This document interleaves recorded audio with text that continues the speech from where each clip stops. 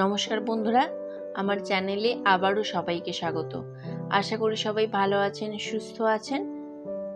আজকে আমি যাদেরকে নিয়ে গল্প করব তারা হলেন সত্যজিৎ রায় এবং ইন্দিরা ঠাকরুন তথা চুনিবালা দেবীর গল্প। চুনিবালা দেবী তার প্রাপ্য সম্মানটুকু কি পেয়েছিল? চলুন জেনে নিই এই গল্পের মাধ্যমে।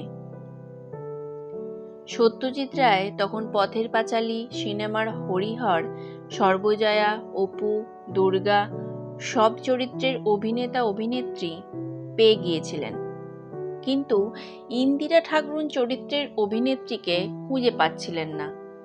মাথায় হাত, ওই রকম একজন বৃদ্ধা অভিনেত্রী না পেলে যে এ সিনেমা করাই যাবে না।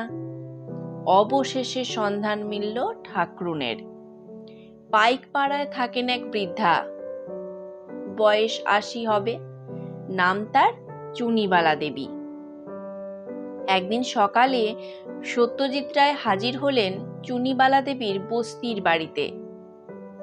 সত্যজিৎ রায় একটা মোড়ায় মুখোমুখি বসলেন চুনিবালা দেবীর সামনে। বহুদিন আগে একটি সিনেমায় ছোট্ট একটি দৃশ্যে অভিনয় করেছিলেন। সত্যজিৎ রায় এক জায়গায় বলেছেন তখন চুনিবালা দেবীর বয়স ৮০ পেরিয়ে গেছে। তোবড়ানো গাল, দেহের চামড়া ঝুলে পড়েছে। ঠিক যেমনটি সত্যজিৎ রায় ভেবেছিলেন এই চরিত্রটিকে, ঠিক তেমন। কথায় কথায় সত্যজিৎ জিজ্ঞাসা করলেন, আপনি পথের পাঁচালী পড়েছেন? চুনিবালা দেবী অল্প লেখাপড়া শিখেছিলেন, কিছু বইও পড়েছিলেন। চুনিবালা দেবী তখন বললেন, হ্যাঁ পড়েছি বাবা।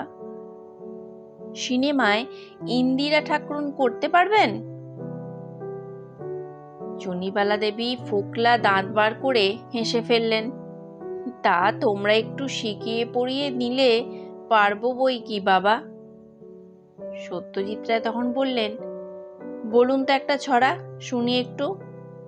চুনিবালা দেবী ঘুমপাড়ানির মাসি পিসি পুরো ছড়াটা গড়গড় করে সুন্দর করে বলে দিয়েছিলেন। সত্যজিৎ রায় পরে এক জায়গায় বলেছেন, ওই ছড়াটা আমি ৪ লাইনের বেশি বলতে পারতাম না, কিন্তু উনি সবটা বলে দিয়েছিলেন।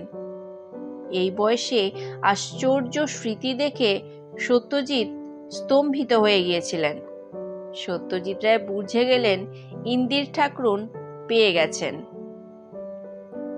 কিন্তু সমস্যা দেখা দিল। কলকাতা থেকে বড়াল গ্রামে প্রতিদিন শুটিংয়ে যাবার ধকল এই বয়সে কি নিতে পারবেন চুনিবালা দেবী? চুনিবালা দেবী তখন বললেন, কেন পারবো না, খুব পারবো। তোমরা এত কষ্ট করে বই করছো, ওটুকু কষ্ট আমি ঠিক করতে পারবো। ওনাকে জিজ্ঞাসা করা হয়েছিল প্রতিদিন কত টাকা পারিশ্রমিক নেবেন। উনি বলেছিলেন, দিনে ১০ টাকা দিও। সত্যজিৎ রায় তখন বলেছিলেন, আপনাকে প্রতিদিন ২০ টাকা দেওয়া হবে। এরপর শুটিং এগিয়ে চলল। প্রতিদিন সকালবেলায় ট্যাক্সি করে চুনিবালা দেবীকে শুটিং স্পটে নিয়ে যাওয়া হতো। সন্ধেবেলায় আবার ট্যাক্সি করে ফিরিয়ে দেওয়া হতো ওনার বাড়িতে। এরপর সত্যজিৎ রায় একদিন চুনিবালা দেবীকে জিজ্ঞাসা করলেন, আপনি ধর্মমূলক গান গাইতে পারবেন? চুনিবালা দেবী বললেন, পারবো। পথের পাঁচালীতে চুনিবালা দেবী চাঁদনি রাতে দাওয়ায় বসে হাততালি দিয়ে গাইছেন সেই গান, হরি দিন তো গেল সন্ধ্যা হলো পার করো আমারে। এই গানটা চুনিবালা দেবী সত্যজিৎ রায়কে শুনিয়েছিলেন। সেই খালি গলায় গান শুনে সত্যজিৎ রায় তো মুগ্ধ। সেই গানই রেকর্ড করা হলো। ছবিতে খালি গলায় সেই গানই গাইলেন চুনিবালা দেবী। এক অসম্ভব সুন্দর পরিবেশ সৃষ্টি করে সেই গান পথের পাঁচালী ছবিকে এক অনন্য জগতে পৌঁছে দিলেন চুনিবালা দেবী। পথের পাঁচালী সিনেমাটি 1952 সালের এক শরৎকালে কাশফুল আর রেলগাড়ির দৃশ্য নিয়ে শুরু হয়েছিল। শেষ হতে সময় লেগেছিল 3 বছর। 1955 সালে 26শে অগস্ট পথের পাঁচালী মুক্তি পেয়েছিল। ঠিক সেই বছরেই নিউ ইয়র্কে এই ছবি প্রথম মুক্তি পেয়েছিল। সত্যজিৎ রায় বুঝে গিয়েছিলেন এই ছবির মুক্তি চুনিবালা দেবী দেখে যেতে পারবেন না, তাই তিনি একদিন প্রজেক্টর মেশিন নিয়ে এই সিনেমা চুনিবালা দেবীকে তার বাড়িতে গিয়ে দেখিয়ে এসেছিলেন। চুনিবালা দেবী পথের পাঁচালী ছবি বাড়িতে বসেই দেখে গিয়েছিলেন।